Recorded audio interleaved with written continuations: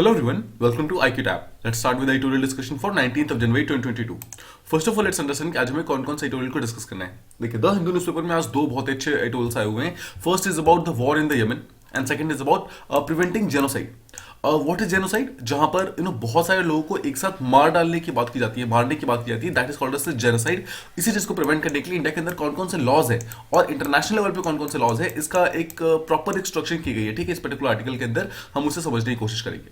और जो यमन का आर्टिकल है, आपको याद होगा यमन का कॉन्टेक्स्ट ये है कि रिसेंटली यूए के जो ऑयल टैंकर्स थे उनके ऊपर एक यमन के अंदर जो हाउदी रेबल्स है उन्होंने अटैक किया है. ठीक है, उसके कारण दो इंडियंस की यहाँ पर हो गई है डेथ. ठीक है, इसी के कारण ये न्यूज में आता है, इसलिए हमारे लिए इंपॉर्टेंट हो जाता है ये. और इसी चीज के लिए हम इसका जो एग्जैक्टली जो टोटल ये वॉर का कंडीशन है ना, हम इसको प्रॉपर्ली समझेंगे. एग्जैक्टली सऊदी का इसमें क्या इंटरेस्ट है, एग्जैक्टली ईरान का इसमें क्या इंटरेस्ट है, और यमन के बीच में जो प्रॉब्लम्स है वो स्टार्ट क्यों हुई थी, कब हुई थी. ठीक है, हम सारा बैकग्राउंड के साथ इसको समझने की कोशिश करेंगे.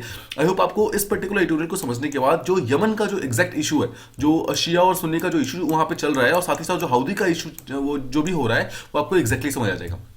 ओके, तो let's move into the first topic that we have to discuss. It is about genocide. First of all देखिए, जो जेनोसाइड वाला टॉपिक है वो हमारे जीएस2 पॉइंट ऑफ व्यू से बहुत इंपॉर्टेंट है. और जीएस2 जो मेंस का सिलेबस है वहां पर हमें पढ़ना होता है about the welfare scheme for the vulnerable sections. उसके अंदर एक सेक्शन है दैट सेज कि all the mechanism and all the laws and all the institutions and bodies जो कि बनाए गए हैं for the protection and betterment of these vulnerable, जो सेक्शन है उनके बेटरमेंट के लिए जो बनाए गए हैं, उसके बारे में हमें प्रॉपर्ली पता होना चाहिए. जीएस पेपर 2 का सिलेबस है. ठीक है, तो इसी पर्टिकुलर सिलेबस के अंदर हम इस चीज को कवर करेंगे. Okay, let's move on to the topic now. देखिए, पिछले कुछ हफ्तों में आपने देखा होगा कि जो हेट स्पीच है वो काफी ज्यादा इंक्रीज हो रही है. जैसे आपने सुना होगा यति, जो वहां पे एक लोग थे, मतलब एक पर्सन था जिन्होंने उत्तराखंड के अंदर जो हरिद्वार था वहां पर एक उन्होंने कॉल किया था अबाउट हेट स्पीच. ठीक है, हेट स्पीच किया था about the genocide of Muslims. उन्होंने बहुत सारे लोगों को एक टाइप की इंसाइट करने की कोशिश की थी कि आप बाहर निकलिए, मुस्लिम्स को मारिए. ठीक है, इस चीज के लिए देखिए यहां पर देखा जा रहा है कि this is not a one of event. First of all माना जा रहा है कि पिछले कुछ सालों से लगातार ये से पैटर्न्स देखे जा रहे हैं जहां पे जो माइनॉरिटीज हैं उनको कहीं ना कहीं टारगेट किया जा रहा है. ठीक है, तो इन सब चीजों को ध्यान में रखते हुए हम समझना है कि क्या जेनोसाइड के रिलेटेड कोई हमारे यहाँ पे कोई लॉज हैं, क्या कोई इंटरनेशनल लॉज है, कोई भी ऐसा चीज है क्या जो कि इन सब चीजों को रोकता है. अगर आप जब भी इन लॉज को डिस्कस करेंगे ना, देखिए, तो आपको जब भी डोमेस्टिक लेवल पे आप लॉज ढूंढेंगे तो आपको इंडिया के अंदर कोई भी लॉज नहीं मिलेंगे. ठीक है, इंडिया के अंदर डायरेक्टली डोमेस्टिक लॉज के बारे में, डोमेस्टिक लॉज जो है जेनोसाइड के बारे में डायरेक्टली बात नहीं करते हैं, लेकिन कुछ इंटरनेशनल लीगल ऑब्लिगेशन है जो कि इंडिया के ऊपर है. देखिए, इंडिया ने एक अग्रीमेंट को साइन किया हुआ है और राइटिफाई भी कर रखा है, that is called as convention on the prevention and punishment of crimes of genocide of 1948. तो देख सकते हैं 1948 के अंदर ये पर्टिकुलर जो अग्रीमेंट है वो आया था और उसको इंडिया ने साइन भी किया हुआ, रेटिफाई किया हुआ है. और मतलब समझने वाली बात ये है, इंडिया ने सिर्फ उसको साइन नहीं किया है, इंडिया इसका प्रपोजल मेंबर था. मतलब India was one of the countries जिसने इस पर्टिकुलर ये जो रूल था ना, इसको वो किया था, प्रपोज किया था. सोचिए, और ये मतलब पास होने के बावजूद इंडिया ने अपने खुद के कंट्री के अंदर अभी तक कोई भी इसके लिए लॉ नहीं बनाया. देखिए, इसको समझते हैं हल्का बैकग्राउंड के साथ में. 1946 में क्या होता है, 3 कंट्रीज आती हैं, क्यूबा, इंडिया और पनामा. ये तीनों साथ में आती है और जनरल जो असेंबली है, जो यूनाइटेड नेशन जो जनरल असेंबली होती है, जो कि जस्ट 1 साल पहले बनी थी, यानी 1945 में जो बनी थी, 1946 में तीनों ने मिलकर एक रेजोल्यूशन पास किया, that is called as 96 clause 1 resolution. और दैट इज मतलब उसके अंदर ये बोला गया कि जो जेनोसाइड है इसको आप इंटरनेशनल लॉ के अंदर क्राइम डिक्लेयर कर दो. ठीक है, सो क्यूबा, इंडिया और ये जो तीनों कंट्रीज है, तीनों ने साथ में आके बोला कि जो जेनोसाइड है, यानी कि बहुत सारे लोगों को एक साथ मारना, that is called as genocide. या फिर आप किसी को वायलेंस कर रहे हो, या फिर किसी को आप इस चीज के लिए आप बोलना चाह रहे हो कि आप सबको मार डालो, that is called as genocide. और इस चीज को आप इंटरनेशनल लॉ के अंदर क्राइम डिक्लेयर कर दो. ठीक है, अब जब इस जेनोसाइड की बात की गई तो as a result of this resolution एक कन्वेंशन पास किया गया 1948 के अंदर.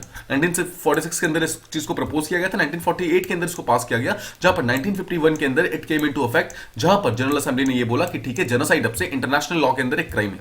इसको टोटल 150 स्टेट्स ने उस टाइम में रेटिफाई किया था, मतलब साइन किया था. अब देखिए, जेनोसाइड जो कन्वेंशन है वो 2 चीजों के बारे में बात करता है. पहली बात तो जेनोसाइड को प्रिवेंट करना है, मतलब रोकना है कि जेनोसाइड कभी भी होना नहीं चाहिए. और सेकंड चीज, अगर कोई करता है तो उसके अगेंस्ट पनिशमेंट भी है. मतलब ये सिर्फ यहां पर रोकता नहीं है, सिर्फ यहां पर रुकने का काम नहीं करता है, बट अगर कुछ हो जाए तो उसको प्रॉपर्ली पनिश करने का काम भी करता है. ये दोनों ही चीजें इस पर्टिकुलर एग्रीमेंट के अंदर लिखी हुई है. अब देखिए, कुछ लीगल ऑब्लिगेशंस है. ऑब्लिगेशन क्या होता है, ऑब्लिगेशन ऐसी चीज होती है जो किसी स्टेट को माननी ही होती है, जितने मेंबर स्टेट्स हैं सबको मानने होते हैं. तो उसमें कुछ आर्टिकल्स है. आर्टिकल 1 जो था वो ये बोलता है, मतलब इस पर्टिकुलर जो 1948 में जो साइन हुआ था उसका आर्टिकल 1 जो है वो ये बोलता है कि आप अपनी कंट्री के अंदर कमिट नहीं कर सकते जेनोसाइड. मतलब आप एक साथ बहुत सारे लोगों को मार, मतलब ऐसा कोई इवेंट नहीं कर सकते जिसके अंदर लोगों को मारा जा रहा है. सेकंड चीज, आप इस जेनोसाइड को आपको पूरी तरीके से प्रिवेंट करना है. और थर्ड, अगर कोई जेनोसाइड कर रहा है या फिर कोई भी ऐसा केस आता है तो उसको आपको प्रॉपर्ली पनिश करना है. ये तीनों चीजें आर्टिकल 1 के अंदर लिखी हुई है. इसके अलावा आर्टिकल 5 आता है। आर्टिकल 5 आता है, बोलता है कि ये इंटरनेशनल लॉ तो बन गया। अब इस इंटरनेशनल लॉ को प्रॉपर्ली फॉलो करने के लिए आपको अपने खुद के अपने अपने कंट्रीज के अंदर लॉज बनाने हैं, ताकि आप इन प्रोविजंस को अपनी कंट्रीज के अंदर फॉलो कर सकें। ठीक है, देखिए इंटरनेशनल लॉ तो इंटरनेशनल लेवल पे हो गया, बट इस इंटरनेशनल लॉ को अगर फॉलो कराना है तो आपको हर एक कंट्री को अपने अपने नेशनल मतलब जो आपकी जो नेशनल वो है एम्बिट है, उसके अंदर आपको अपने खुद के लॉज बनाने होंगे, डोमेस्टिक लॉज बनाने होंगे बेसिकली। ठीक है, थर्ड देखिए, थर्ड आर्टिकल 5 आता है। आर्टिकल 5 के अंदर ये एक और चीज बोली जाती है कि अगर कोई पर्टिकुलर पर्सन ऐसा है जो कि क्रिमिनल कंडक्ट का पाया जाता है जेनोसाइड के अंदर, तो उसके ऊपर इफेक्टिव पेनल्टीज लगाई जाएंगी, और इस पेनल्टी को भी आप अपने अपने डोमेस्टिक लॉज के अंदर इंश्योर करेंगे। ठीक है, और फोर्थ जो आर्टिकल 6 आता है उसके अंदर बोलता है कि अगर कोई भी पर्सन जेनोसाइड के अंदर चार्ज होता है, मतलब कोई ऐसा पर्सन जो कि जेनोसाइड का दोषी पाया जाता है, उसको एक कॉम्पिटेंट कोर्ट के अंदर, फिर कॉम्पिटेंट ट्राइब्यूनल के अंदर उसका प्रॉपर्ली वो होगा, केस सुना जाएगा। उसको आप एक नॉर्मल हियरिंग की तरह मतलब उसको वो ट्रीट नहीं करेंगे। ठीक है, आप उसको कॉम्पिटेंट कोर्ट की तरफ लेके जाएंगे, एक अलग से एक स्पेशल कोर्ट बैठाएंगे। ठीक है, ये चारों चीज आप आई होप आप समझ गए। अब देखिए, जैसे हमने बात की 1946 में इंडिया और क्यूबा और साथ में जो वो है तीनों कंट्री ने साथ में मिलकर यहां पर इस चीज को प्रपोज किया था। तो इंडिया क्या था? इंडिया एक टाइप का प्रपोजर था, एक की स्पॉन्सर था जिसने इस पर्टिकुलर चीज को प्रपोज किया था। बट इसके बावजूद इस चीज को साइन करने के बावजूद, इसको रेटिफाई करने के बावजूद, आज तक इंडिया ने अपने ही कंट्री में इसका कोई भी लॉ नहीं बनाया, कोई भी लेजिस्लेशन नहीं बनाया है। ठीक है, ये बहुत बड़ी प्रॉब्लम है, ऐसा जो ऑथर है उनका बोल रहे हैं। एट द आउटसेट अगर आप देखेंगे तो इंडिया तो डायरेक्टली वायलेशन के अंदर आ गया ना। देखिए, इंडिया के अपने खुद के कंट्री के अंदर कोई डोमेस्टिक लॉज नहीं है। अगर आपको आर्टिकल 5 याद होगा, आर्टिकल 5 के अंदर लिखा हुआ है कि आपको अपनी कंट्री के अंदर एक डोमेस्टिक लेजिस्लेशन बनाना ही बनाना है, और ये पूरी तरीके से ऑब्लिगेटर मतलब ऑब्लिगेशन है, ये कोई ऑप्शनल नहीं था, ये हमारे ऊपर ऑब्लिगेशन था, हमें बनाना ही बनाना था। बट इसके बावजूद हमने इस लॉ को नहीं बनाया है। ठीक है, अब देखिए आर्टिकल 5 आर्टिकल 6 दोनों ही ये बोलते हैं, आर्टिकल 7 भी यहां तक यही बोलता है कि आपको जेनोसाइड को क्रिमिनलाइज करना है, और जिसके लिए आपको प्रॉपर एक अग्रीमेंट बनाना है, एक प्रॉपर आपको लॉ बनाना है। बट अभी तक इंडिया ने इस लॉ को बनाया नहीं। अब देखते हैं इंडिया के जो क्या इंडिया के पास सच में कोई जेनोसाइड के लॉ है या फिर है ही नहीं। अगर आप इंडिया के जितने भी डोमेस्टिक लॉज है सबको प्रॉपर्ली चेक करेंगे तो आपको पता चलेगा कि जेनोसाइड नाम का जो वर्ड है वो हमारे किसी भी लॉ के अंदर यूज नहीं किया हुआ है, किसी भी पनिशमेंट के रूप में यूज नहीं किया गया है। मतलब कहीं पर भी जेनोसाइड वर्ड यूज नहीं किया कि अगर कोई पर्सन जेनोसाइड करेगा तो हम उसके अगेंस्ट क्या करेंगे या फिर उसकी पनिशमेंट क्या होगी। बट जितने भी देखो इसको अलग वर्ड से इसको मतलब डिफाइन करने की कोशिश की गई है। कुछ वर्ड्स लिखे गए हैं जो हमारा आईपीसी यानी कि इंडियन पिनल कोड है, उसके अंदर लिखा हुआ है कि अगर कोई पर्सन राइट्स फैलाता है, मतलब दंगे करवाता है, अनलॉफुल असेंबली करता है, अगेन आर्म्ड असेंबली करता है, मतलब होता है ना कि बहुत सारे लोग जब आर्म्स लेके बाहर निकल जाते हैं, या फिर किसी डिफरेंट ग्रुप्स के बीच में जो दुश्मनी पैदा करने की कोशिश करता है, तो उनके अगेंस्ट हमारे पास पनिशमेंट है। वो पनिशमेंट हमारे पास प्रिस्क्राइब्ड है, बट हमारे पास वो पनिशमेंट प्रिस्क्राइब नहीं है अगर कोई पर्सन जेनोसाइड करता है। ये वर्ड हमारे यहाँ पे प्रिस्क्राइब नहीं है। ठीक है, अगर आप समझ गए तो जेनोसाइड का यहाँ पर जो मतलब है, जो इंडियन टर्म्स है वहां पर वो क्या है, जेनोसाइड बेसिकली एक ऐसी चीज होती है जो एक बहुत सारे लोगों के अगेंस्ट में, मतलब एक ग्रुप के अगेंस्ट में एक अटैक किया जाता है, किसी भी तरीके का वायलेंट अटैक किया जाता है, स्पीच के थ्रू अटैक किया जाता है, जिसका मेन इंटेंट होता है, मेन इंटेंशन होता है कि उन लोगों का डिस्ट्रक्शन करना है, मतलब उन लोगों को मार डालना है। ठीक है, इसे कहते हैं जेनोसाइड। मतलब जब एक देखिए एक पर्सन के अगेंस्ट जब कोई अटैक होता है, that is not called as genocide. आपको जेनोसाइड के लिए आप समझना होगा कि एक ग्रुप के अगेंस्ट होता है, और सेकंड चीज इंटेंशन ये होती है कि उन सबका डिस्ट्रक्शन करना है। ये दोनों चीजें मिलाकर बनती है कि हाँ इस पर्टिकुलर पर्सन के अगेंस्ट, इस पर्टिकुलर ग्रुप के अगेंस्ट एक्चुअली जेनोसाइड हो रहा है। ठीक है, अब देखिए अगर हम इसके अलावा बात करें तो these also do not pertain to another key aspect. अब एक तो हमारे यहाँ पर जो है हमने रूल्स नहीं बनाए, कन्वेंशन नहीं बनाए, बट इसके अलावा हमारे इस पर्टिकुलर रूल के अंदर जो हमारा इंटरनेशनल कन्वेंशन है उसके अंदर एक चीज और लिखी हुई थी कि एक तो आपको अपने अपने कंट्री के अंदर अपना अपना लॉज बनाने हैं, इसके अलावा आपको ऐसे कंडीशंस क्रिएट करने हैं, ऐसे प्रिवेंशन मतलब चीजें बनानी है ताकि किसी भी टाइप का हेट स्पीच जो कि जेनोसाइड मतलब को आगे वो कर इंसाइट कर सके, या फिर किसी भी टाइप की कोई भी एसोसिएटेड एक्ट्स जो कि इस चीज को फ्लरिश कर सकता है, उसको पूरी तरीके से रोकना है, उस चीज को नहीं होने देना है। तो हम इस चीज में कहीं ना कहीं इसमें भी पीछे रह गए हैं। देखिए पहली बात तो हमें अपनी कंट्री के अंदर लॉज नहीं बनाए हैं। ठीक है, एक तो हमारी गलती है। सेकंड चीज देखिए हरिद्वार के अंदर और भी बहुत सारी जगहों पर जो हेट स्पीच लगातार बढ़ती जा रही है, हमने उसको रोकने में भी बहुत ज्यादा प्रोएक्टिव रोल प्ले नहीं किया है। काफी सारे ऐसे ग्रुप्स हैं जहां पर जो देखे गए हैं कि जो हेट स्पीच वगैरह है बहुत ज्यादा फैलाते हैं, बट इंडिया ने अभी तक कोई भी स्ट्रॉन्ग स्टेप उनके अगेंस्ट नहीं लिया है, उनको सिर्फ अरेस्ट करके रखा हुआ है। ठीक है, ऐसा जो ऑथर है उनको बोलना है। Now it is also worth noting that एक सिग्निफिकेंट एक रिसेंट इंटरनेशनल लीगल डेवलपमेंट हुआ है, हम उसको समझते हैं। देखिए ये तो ऑथर ने इंडिया का जो एग्जांपल था उसके थ्रू समझा दिया कि इंडिया किस किस चीजों में पीछे रह रही है। अब एक दूसरी इंटरनेशनल लीगल डेवलपमेंट हुआ है जहां पर गाम्बिया, देखिए गाम्बिया एक टाइप की कंट्री है, एक कंट्री है जिसने म्यांमार के अगेंस्ट एक प्रोसीडिंग्स स्टार्ट कर दी है। देखिए पहले बात आपको ध्यान रखना, गाम्बिया और म्यांमार जो है बिल्कुल भी आसपास नहीं है, बहुत दूर दूर है। म्यांमार में आपको याद होगा कुछ दिनों पहले रोहिंग्या का जो इशू चल रहा है, रोहिंग्या मुस्लिम का इशू चल रहा है, उनके अगेंस्ट जो जेनोसाइड किया गया था उसके अगेंस्ट गाम्बिया ने यहां पर प्रोसीडिंग स्टार्ट कर दी है, उनके अगेंस्ट आवाज उठानी स्टार्ट कर दी है in international court of justice. ठीक है, ये मेन प्रॉब्लम हुई है।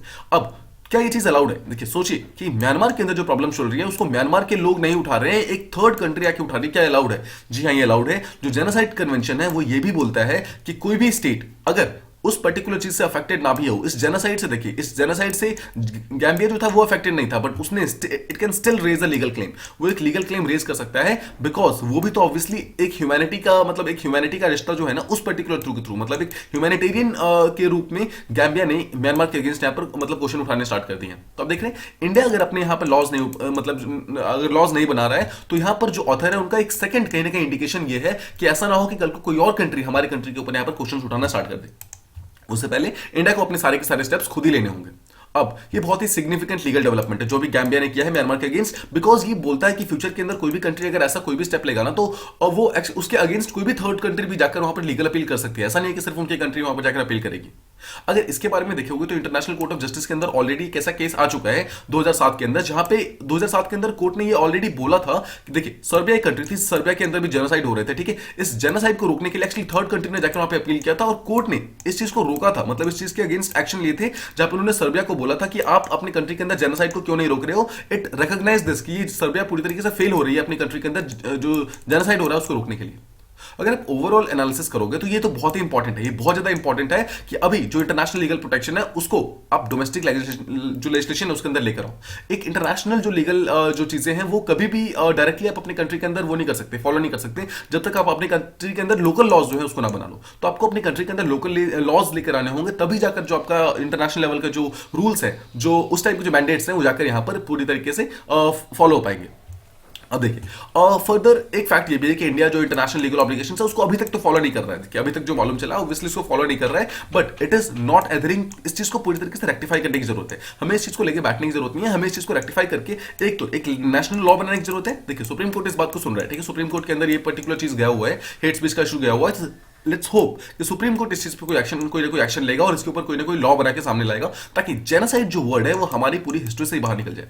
ठीक है, आई होप आपको फर्स्ट टॉपिक जो है प्रॉपर्ली समझ आ गया होगा। Let's move into the second topic. ये है जो यमन के अंदर जो वॉर चल रहा है, और ठीक है उस पर्टिकुलर चीज देखिए 2015 के आसपास ये वॉर स्टार्ट हुआ था, और 2015 से भी पीछे अगर जाएंगे 2012 के आसपास में एक यहाँ पे एक टाइप का स्प्रिंग आया था, ठीक है। उस पर्टिकुलर चीज से लेकर के अभी तक यहाँ पर इस रीजन के अंदर पीस स्टेबल मतलब पीस और स्टेबिलिटी नहीं आ पाई है। तो इसके बारे में समझते हैं। अगर आप सिलेबस देखेंगे तो जो GS2 है हमारा, उसके अंदर एक टॉपिक है जो बोलता है कि जो डिफरेंट पॉलिसीज और पॉलिटिक्स है डेवलप्ड और डेवलपिंग जो कंट्रीज हैं उनका इंडिया के इंटरेस्ट के ऊपर क्या फर्क पड़ता है और इंडियन डायस्पोरा के ऊपर क्या फर्क पड़ता है। तो जो इंडियन डायस्पोरा वाला पार्ट है ना, वो इस पर्टिकुलर टॉपिक को यहां पर मतलब वो करता है, ठीक है। इसी पर्टिकुलर टॉपिक के अंदर ही आएगा, बिकॉज यहां पर यमन के अंदर, सऊदी के अंदर, ईरान के अंदर हमारे जो इंडियन डायस्पोरा है बहुत सारी रहती है। आपको याद होगा कल हमने इसके बारे में बात की थी, अराउंड 800 मिलियन से ज्यादा जो फंडिंग है, रेमिटेंसेस है, वहां से हमारे पास मतलब जो पैसे वगैरह आते थे, वो इन सब चीजों के बेसिस पे ये पर्टिकुलर हमारे लिए इंपॉर्टेंट होता है ये टॉपिक, ठीक है। तो इसको हम थोड़ा सा पीछे से समझने की कोशिश करेंगे। देखिए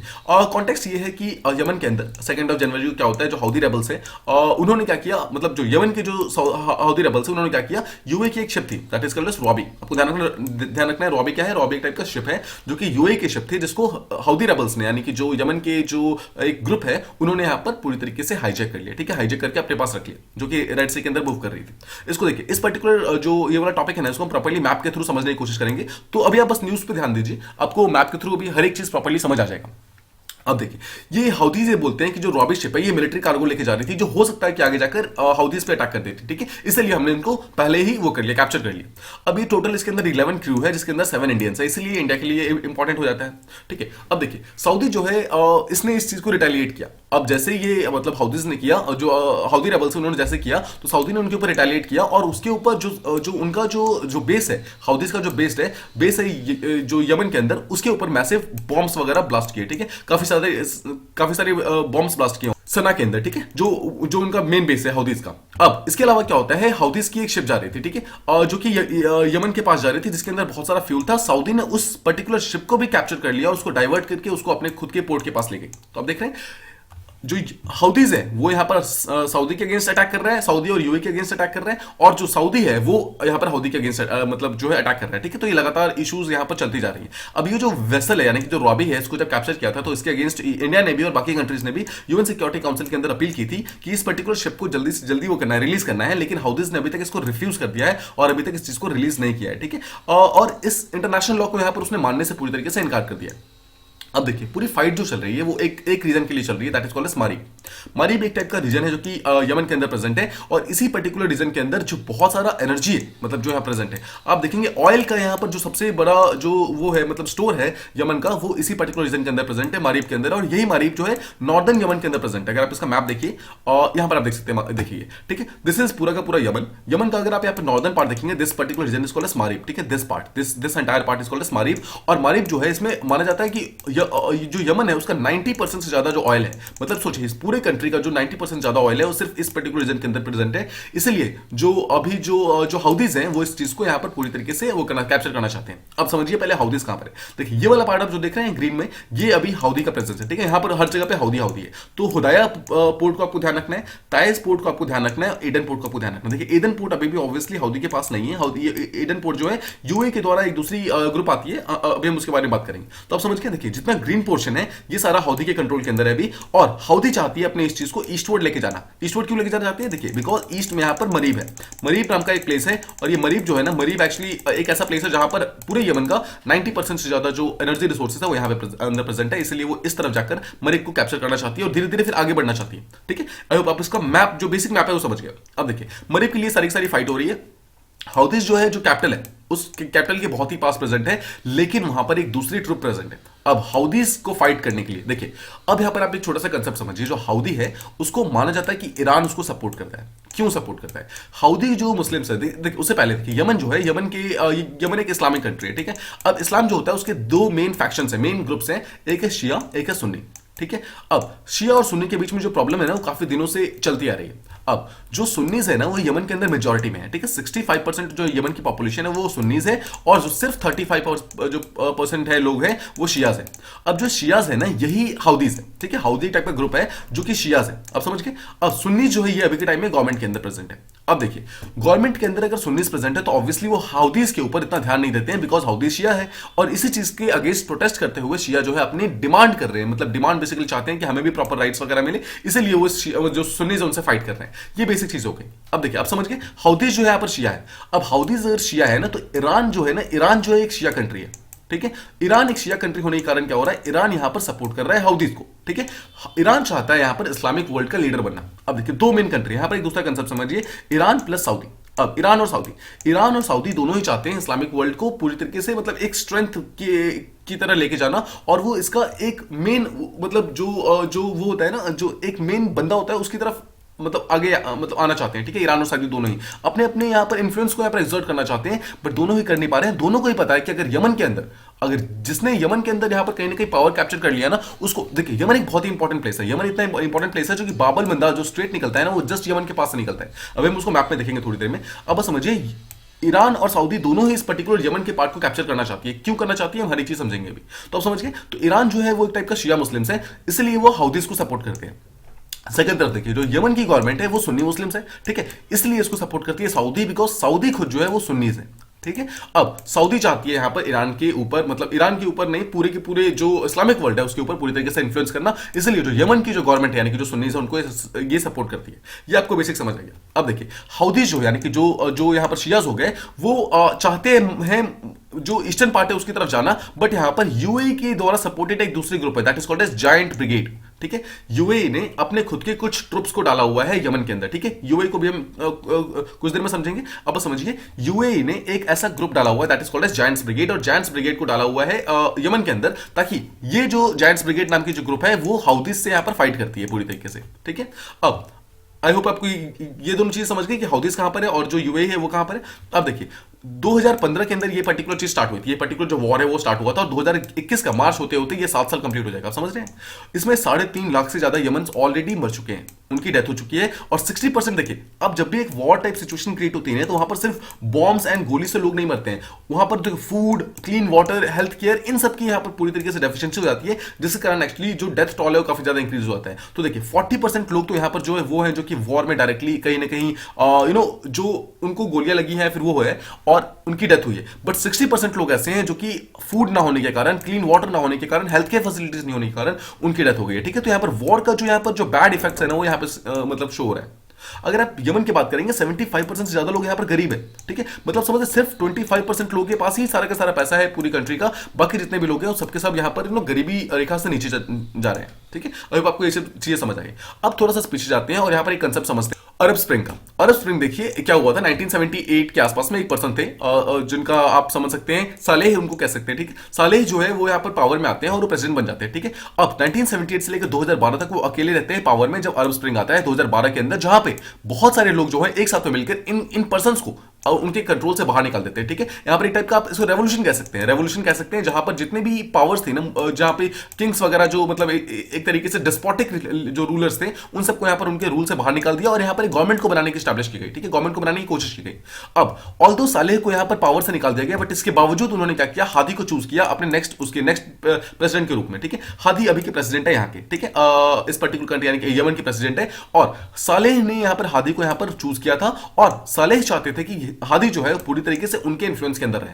अब ये इन्फ्लुएंस होने के कारण क्या हुआ, जो यमन की जो गवर्नमेंट थी वो काफी ज्यादा वीक हो गई। अब ये गवर्नमेंट वीक होने के कारण क्या होता है, यहाँ पे हाउदीज जो है, हाउदीज ये देखते हैं कि जो शिया कम्युनिटी यानी कि जो मतलब हाउदीज जो ऑब्वियसली जो शिया कम्युनिटी है वो ये देखती है कि जो अभी जो गवर्नमेंट चल रही है, जो हादी की गवर्नमेंट चल रही है ना, वो उतनी ज्यादा स्ट्रांग नहीं है, तो उन्होंने इस अपॉर्चुनिटी को सीज करना चाहा और उन्होंने बोला कि हमें भी अब नेशनल गवर्नेंस के अंदर इंक्लूड करो। अभी तक आपको ध्यान रखना है सऊदी जो ये हाउदीज है इनको इस पर्टिकुलर चीज के अंदर इंक्लूड नहीं किया जाता था। यहां पर उन्होंने डिमांड करनी स्टार्ट कर दी, बट ऑब्वियस सी बात है डिमांड को यहां पर पूरी तरीके से रिजेक्ट कर दिया गया। अब जैसे रिजेक्ट होता है 2015 में क्या करते हैं हाउदीज यहां पर हादी के ऊपर अटैक कर देते हैं, हादी, ठीक है, और हादी के ऊपर अटैक करके जो कैपिटल सिटी है उसी के अंदर उसको कैप्चर कर देते हैं, लेकिन हादी यहां से भाग जाते हैं रियाद के अंदर, यानी कि सऊदी का जो कैपिटल है और रियाद, वहां पर वो भाग जाते हैं, वहां पर जाकर एक्साइल में मतलब वो बैठ जाते हैं, ठीक है, ये चीज होती है। तो यहां पर क्या हुआ, हाउदीज ने यहां पर पावर कैप्चर कर लिया और जो वहां का एरिया था उसको पूरी तरीके से कैप्चर कर लिया। अब देखिए बहुत सारे ऐसे यमन की फोर्सेस थे, यमन की जो फोर्सेस थे जो कि पहले सालेह के साथ थी, मतलब जो पहले जो प्रेसिडेंट हुआ करते थे उनके साथ थी, उन्होंने भी बाद में क्या किया, हाउदीज को ज्वाइन कर लिया और पूरी तरीके से कंट्री को एक टाइप के मिलिट्री कू के अंदर लेके जाने लगे, ठीक है।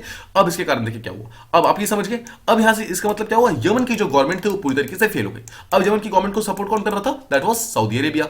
अब जैसे ये चीज होता है तो सऊदी के लिए यहां पर कंसर्न्स काफी ज्यादा इंक्रीज हो गई, बिकॉज उन्हें पता था कि अगर सऊदी का यहां पर इंफ्लुएंस कम होगा तो ईरान का इंफ्लुएंस यहां पर ऑटोमेटिकली इंक्रीज हो जाएगा, ठीक है।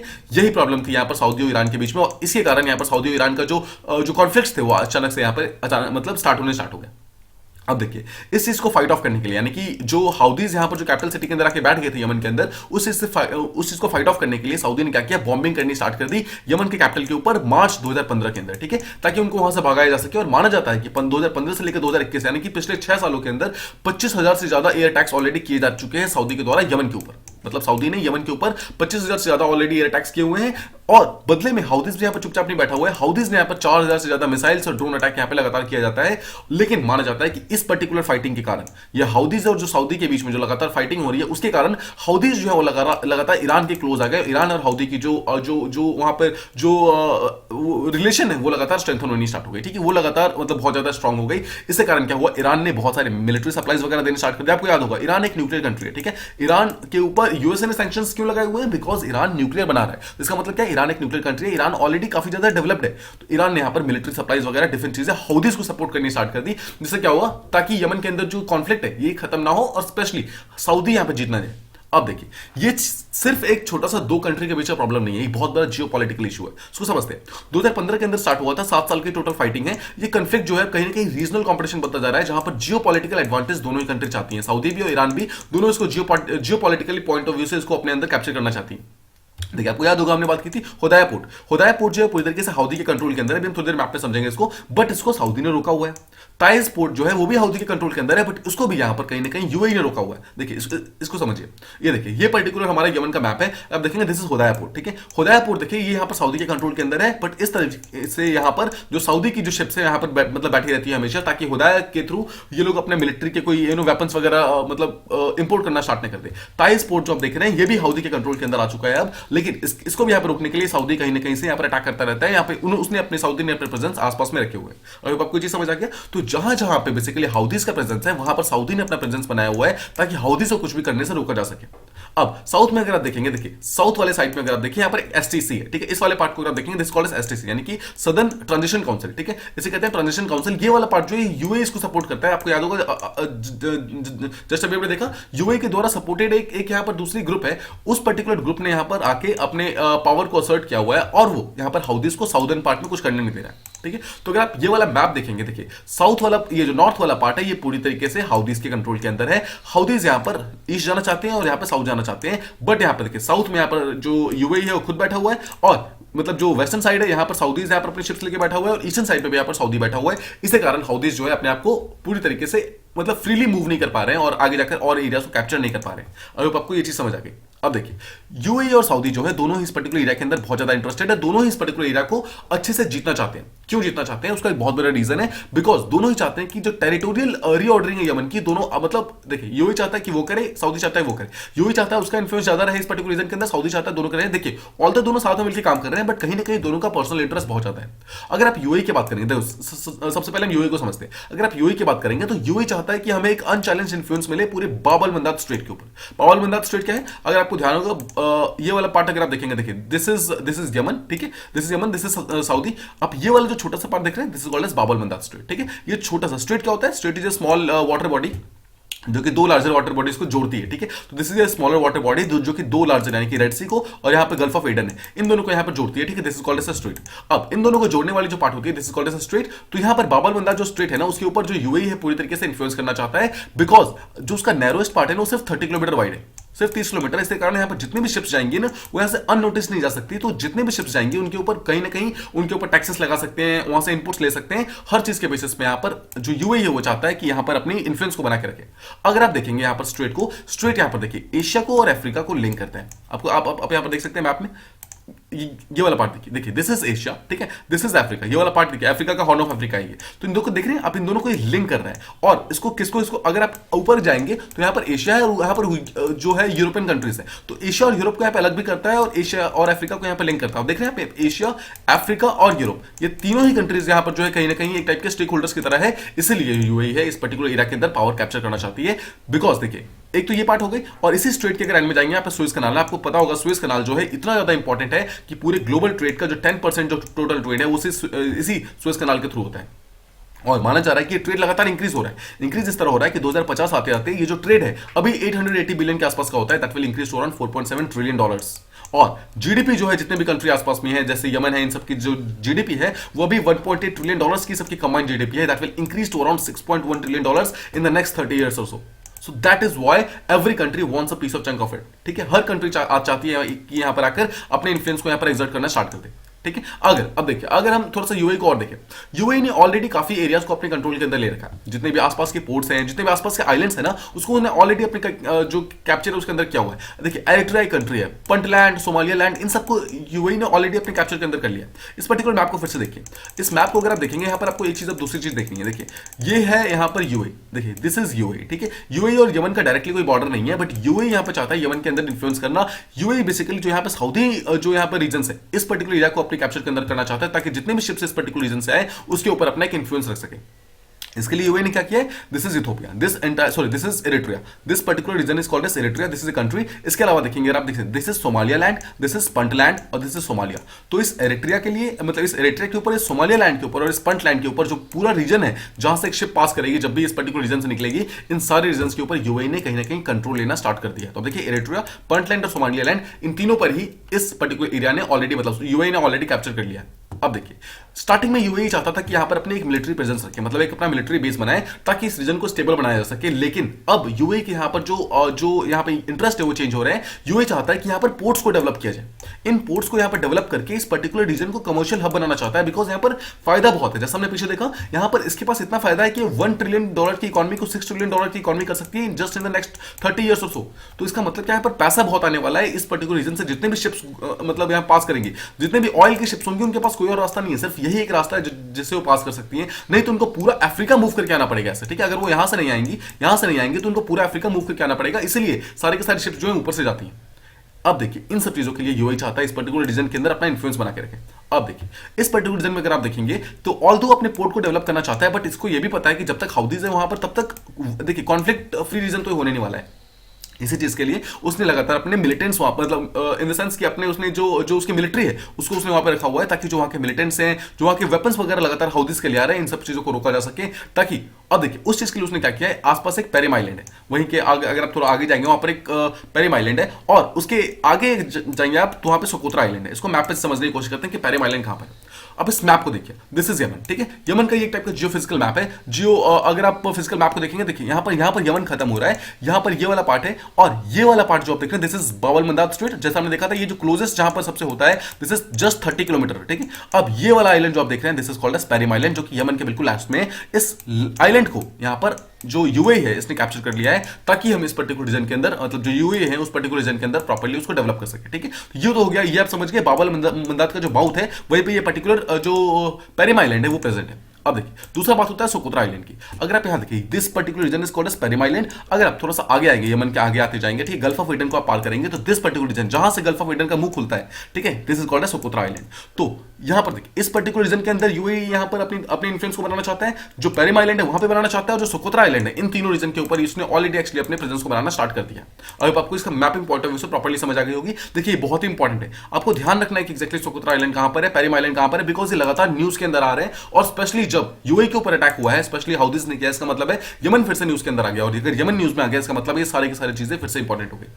अब इसके अलावा अगर आप देखेंगे, देखिए एक तो ये हो गया, अब यूएई को यहां पर यह भी इंश्योर करना है कि जो ईरान है वो हाउदीज को कोई सपोर्ट ना भेज पाए, इसलिए यूएई जो है यहां पर डायरेक्टली हेल्प मांगता है इजराइल से।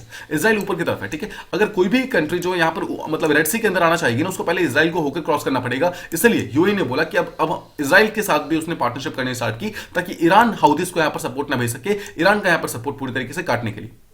ये हमने समझा एक्जैक्टली यूएई का यहां पर इस पर्टिकुलर रीजन के अंदर इन्फ्लुएंस क्या है। आई होप आपको यूएई के पॉइंट ऑफ व्यू से प्रॉपर्ली समझ आ गया। अब हम सेकंड फैक्टर देखते हैं, जो है सऊदी। हमने देखा था ना यूएई और सऊदी जो है ये दोनों यहां पर मेन वो है स्ट्रेंथ है। तो यूएई को हमने समझ लिया, अब हम जो सऊदी है उसको समझते हैं। अब सऊदी का जियोपॉलिटिकल इंटरेस्ट जो है बेसिकली वो अलग साइड में है। यहां पर सऊदी कुछ भी नहीं करना चाहता है, सऊदी इस पर्टिकुलर रीजन को बिल्कुल भी कैप्चर नहीं करना चाहता है जहां पर भी यूएई है। सऊदी चाहता है बिल्कुल दूसरे रीजन में, वो जो अल महारा रीजन है। अगर आप अल महारा रीजन को देखेंगे तो यहां पर प्रेजेंट है, देखिए दिस इज यमन, ठीक है। यमन का जो यहां पर जो वेस्टर्न सेक्टर है, यहां पर तो चाहता है यूएई अपना प्रेजेंस को बनाना है, ठीक है। यहां पर जो इन सब रीजन के ऊपर यहां पर वो बना रहा है, बट जो वेस्ट जो ईस्टर्न मोस्ट सेक्टर है, this particular region called as Al Mahra region. Al Mahra reason वो है जो कि ओमान के साथ डायरेक्टली उसकी बाउंड्री लगती है। इस पर्टिकुलर रीजन के अंदर सऊदी अपना इन्फ्लुएंस बनाना चाहता है। The question is why. The question is why. अब देखिए पहले बात तो समझिए कि ओमान के साथ इसके अपने सारे के सारे बॉर्डर्स हैं, साथ ही साथ इसके पास अराउंड 560 किलोमीटर का कोस्ट लाइन है अरेबियन सी के अंदर, ठीक है। ये जो अल महारा रीजन है, यहां पर देखिए अराउंड 550 किलोमीटर का यहां पर कोस्ट लाइन है, यानी कि इसका मतलब क्या है, यहां पर बहुत सारे पोर्ट्स वगैरह डेवलप हो सकते हैं, ठीक है। यही एक्चुअली यहां पर चाहता है। अगर आप सऊदी की बात करेंगे, सऊदी ऑलरेडी यहां पर बहुत सारे पोर्ट्स को डेवलप करना स्टार्ट कर चुका है, वहां पर उसने कंट्रोल लेना स्टार्ट कर दिया है। निस्तून पोर्ट, ग्यादह पोर्ट, निस्तून पोर्ट और ग्यादह एयरपोर्ट, ये दोनों यहां पर बहुत ही इंपॉर्टेंट है। Again mapping point of view से आपको ये दोनों चीजें याद रखनी है कि निस्तून पोर्ट कहां पर है, ग्यादह पोर्ट कहां पर है, दोनों ही जो है यहां पे यमन के अंदर प्रेजेंट है, और यमन लगातार न्यूज में चल रहा है। इसका मतलब है कि ये दोनों चीजें भी यहां पर इंपॉर्टेंट हो गई, ठीक है। अब अगेन इसको मैप में देखते हैं। अगर आप ये वाला पार्ट देखेंगे तो आपको देखिए ये वाला पार्ट आपको यहां दिखेगा, दिस इज निस्तून पोर्ट, और इसके जस्ट ऊपर देखिएगा यहां पे अल ग्यादा एयरपोर्ट है। इन दोनों चीजों को यहां पर सऊदी ने यहां पर अपने कंट्रोल के अंदर लेना स्टार्ट कर दिया, बिकॉज सऊदी चाहता है इस पर्टिकुलर रीजन को डेवलप करना। सऊदी यहां पर क्यों करना चाहता है इसको इंटरेस्ट, ये मेन रीजन है कि क्यों। देखिए इसका आंसर यह है कि सऊदी चाहता है कि इस पर्टिकुलर रीजन से एक ऑयल पाइपलाइन बनाई जाए, जो कि इस तरीके से बनाया जाए कि सऊदी का जो ईस्टर्न पार्ट है वहां से डायरेक्टली निस्तून पोर्ट के लिए बनाया जाए। तो क्वेश्चन कम्स क्यों, देखिए अगर आप इस मैप को फिर से देखेंगे तो आपको याद देखिए अभी तक हमने जैसे बात की, तो यहां से ऑयल को निकालने का, देखिए सऊदी एक बहुत ही ऑयल एक्सपोर्टिंग कंट्री है, बहुत ही मेजर ऑयल एक्सपोर्टिंग कंट्री है। तो सऊदी को अगर अपने जो इसकी फैसिलिटीज है यहां से अगर पोर्ट निकालना है, मतलब जो ऑयल है उसको निकालना है, तो कैसे निकाल सकती है, सऊदी के पास यही एक ऑप्शन है, कोई और ऑप्शन नहीं है, राइट।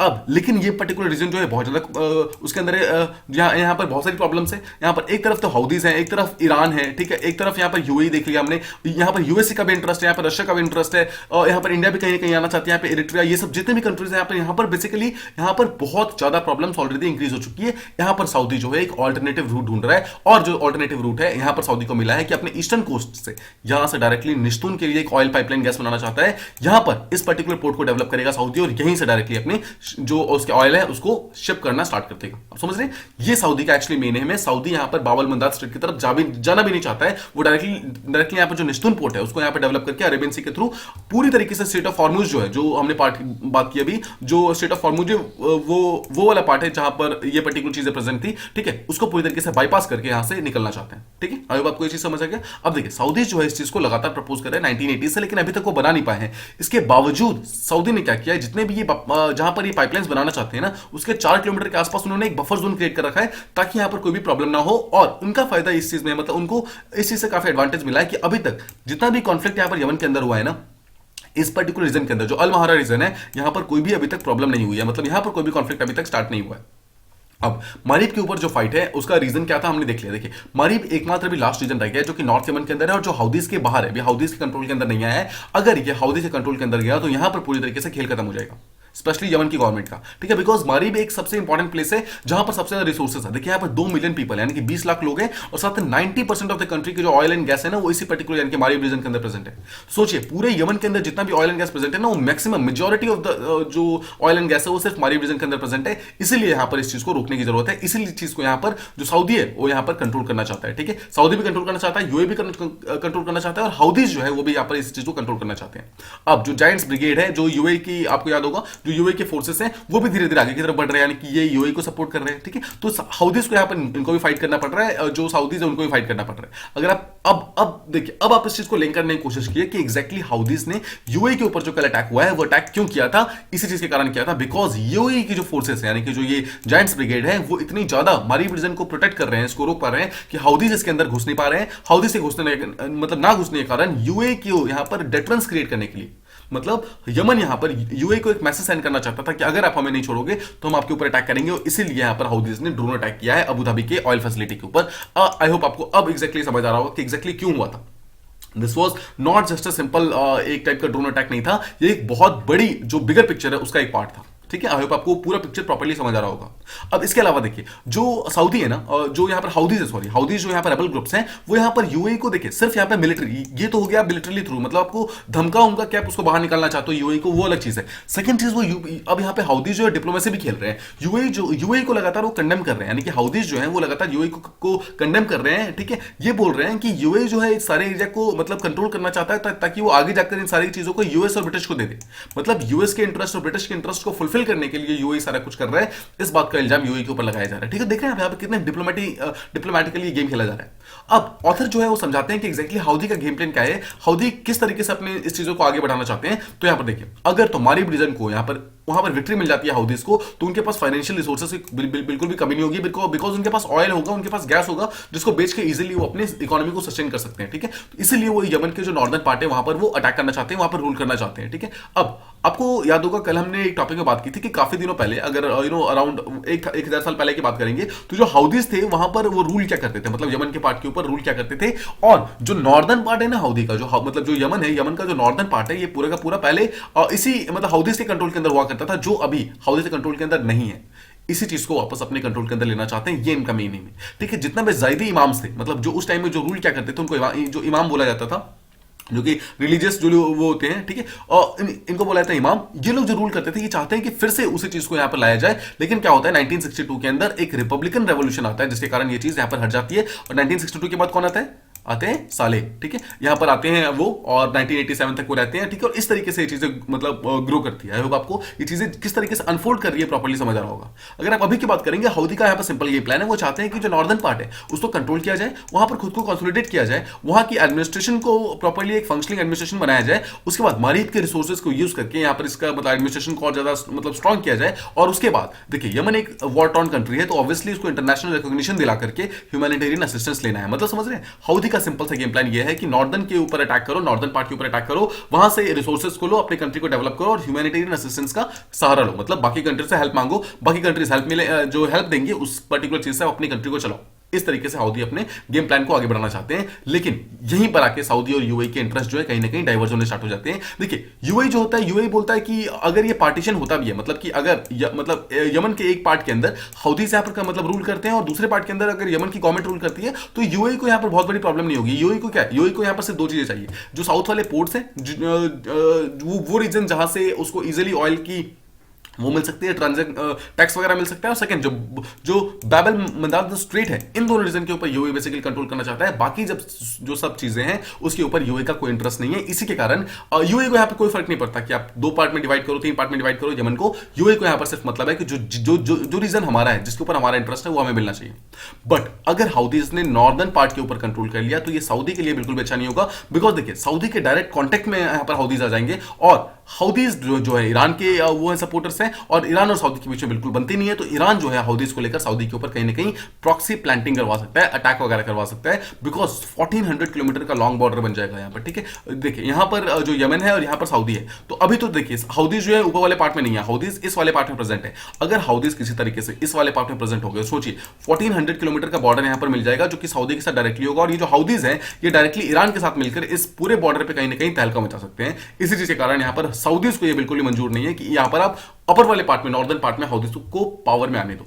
अब सऊदी के कंसर्न को अगर बात करोगे तो एक तो यहां पर इनका ऑलरेडी कंसर्न है, एक कहीं ना कहीं इस चीज से ऑलरेडी घबराए हुए हैं। और साथ ही साथ एक लेबनीज एक जनरल हुआ करते थे पहले, वो ये बोलते हैं कि अगर तो किसी भी तरीके से जो हाउदीज है उन्होंने अगर उसको मारीब को कैप्चर कर लिया तो उसके बाद तो हाउदीज डेफिनेटली वो बॉर्डर को क्रैश करके जितने भी सऊदी ने जो भी इलीगली यमन के प्रोविंसेस लिए हुए हैं, छीने हुए हैं, उन सबको भी अपने अंदर मिला लेंगे। कौन से प्रोविंसेस? देखिए जिसके बारे में भी हमने बात की ना, जब हाउदीज जो पहले रूलर हुआ करते थे तो सऊदी का जो नीचे वाला पार्ट है वो भी कहीं ना कहीं यमन का ही पार्ट हुआ करता था। तो इन सारे रीजन को वापस यमन के अंदर मिलाने की कोशिश करेंगे हाउदीज। इसी कारण यहाँ पे वायलेंस बहुत ज्यादा बढ़ जाएगी, यही यहाँ पे सऊदीज नहीं चाहते हैं। आपको ये चीज प्रॉपर्ली समझ आ रहा होगा। इसी के लिए जो ऑथर है उनका कहना है कि जो कॉन्टिन्यूड फाइटिंग है, मतलब ऐसा लगता है कि फिलहाल कुछ सालों के लिए चीज रुकने नहीं वाली है।